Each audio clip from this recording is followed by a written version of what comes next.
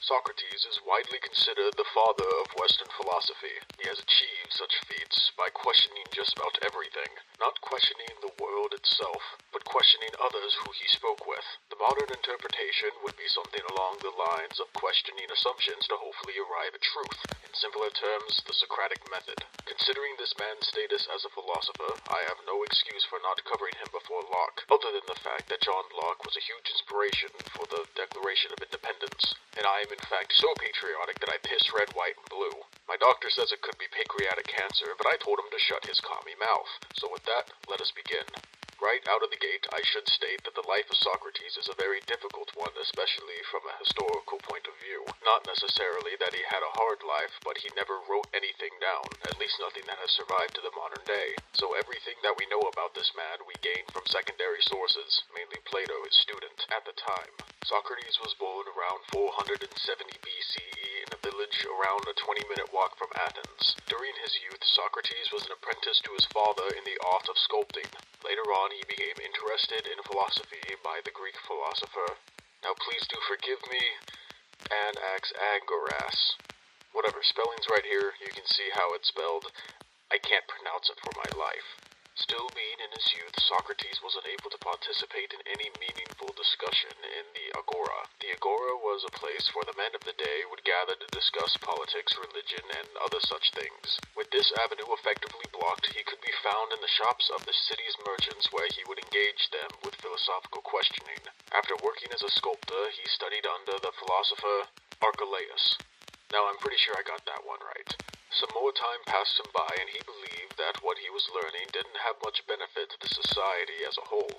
Now, as I kind of alluded to earlier, Socrates did not question the world, but rather looked inward and questioned ourselves to better understand how we worked. Now that you know how we believed Socrates became a philosopher, let us go into some of his beliefs, or at least what we believe he believed. Now there's much to cover, so I'm not going to go through every little detail, though what I will tell you should give you some good idea. Right out of the gate, Socrates disliked formal lectures and preferred to engage in friends and strangers alike in lengthy conversations. They were much more discussions than debates in the fact that he tried not to offer any explicit advice, for Socrates claimed to know nothing at all. In these discussions, he would often only reply with further questioning about whatever the topic was at hand. This was done so that he could reveal the flaws in their logic and help both parties better understand the unforeseen circumstances and reach a more robust conclusion.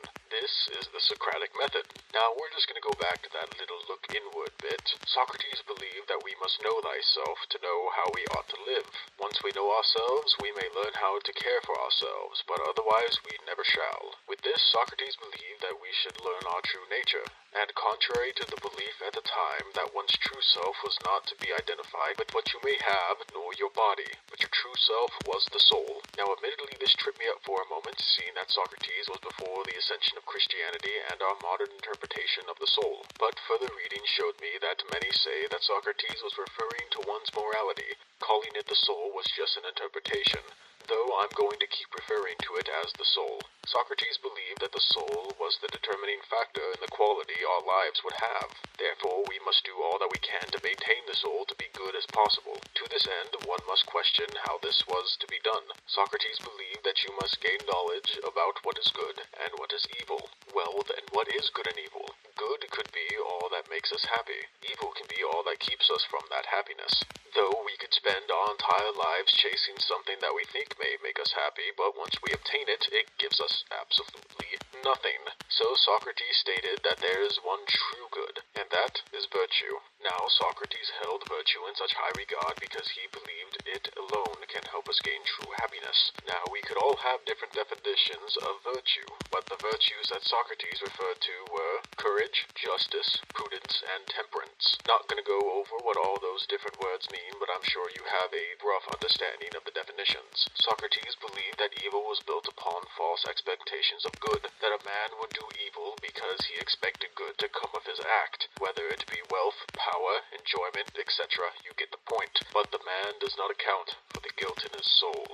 This belief of self-inflicted harm to the soul is what led to Socrates to say something along the lines of better to suffer an injustice than to commit an injustice. Now, out of context, that may sound rather strange, but with the argument given earlier, the thought holds some water, or at least in my book it does. If you commit an injustice, your soul, the true you, is harmed. But if we suffer an injustice, the only thing is getting hurt is something that we possess, whether it be reputation, wealth, or even our own bodies. Socrates believed that we should put morality before all other things, and if the choice is to present itself, that we should choose to suffer harm instead of infringing upon another. Now time for the part that everyone is going to love. Yeah, Socrates wasn't the biggest fan of democracy. He believed that the average person could not claim to speak for anyone other than himself, but rather there should be a strong philosopher king. The Athenians did not like that very much, especially since they cherished the enlightened right for every citizen to have a say in the assembly. Just as a little side note, I don't think Socrates was totally wrong here. Admittedly, you need only think about just how dumb the average person is, and then now realize that half of them are dumber than that. But I digress. Socrates was not shy to let his mind speak for all to hear, and coupled with his distrust of the ruling government, many people blamed him for the overthrowing of Athenian democracy around 410 BCE. Then in 404 BCE, the 30 tyrants rose to power and unleashed 8 months of complete chaos. With everything going to hell, they blamed Socrates. Well, admittedly, the two main guys were former students of Socrates, so the people's anger wasn't completely misplaced. In 399 BCE, Socrates was arrested. He was faced with the charges of impiety, not believing in the gods that the city wanted him to, and the corruption of youth. Now, I really do not want to get into the legal mumbo-jumbo, so spoiler alert, he was found guilty and was sentenced to be put to death. With the trial over, Socrates was brought to a cell. He was offered and escaped from one of his richer friends, but declined the offer, saying that he shouldn't break the law of Athens, justifying his thought by not wanting to have a harsh punishment in the afterlife. According to Plato in his work, Phaedo? I'm pretty sure I got that one too. A man came into the cell with a cup of poisoned hemlock. Socrates asked the man what to do. The man replied, just drink it and walk around until your legs feel heavy. Then lie down, it will soon take effect. Socrates took the cup and asked to give a pledge. The guard allowed it, and Socrates said, "We can and must pray to the gods that our sojourn on earth will continue happy beyond the grave. This is my prayer, and may it come to pass." He then, without hesitation, drank the cup of poison and began to walk around for a few minutes. After his legs became heavy, he lied down and passed soon after.